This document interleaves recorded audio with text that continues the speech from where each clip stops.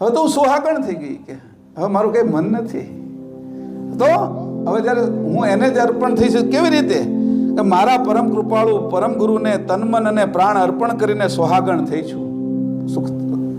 સુખાનંદજી લખે છે કે મારા પરમ ગુરુ, આ બધું જ્યારે લખ્યું અચરતબાનો જે ગુજરાતી કર્યું છે, આ સુખાનંદજીના આપણે એને વચ્ચે બેઠા છીએ.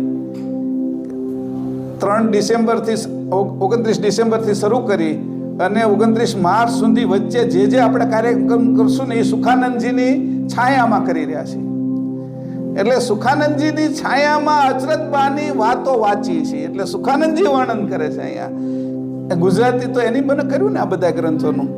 મારા પરમ કૃપાળુ પરમ ગુરુને તનમન અને પ્રાણ અર્પણ કરીને હું સુહાગણ થઈ છું.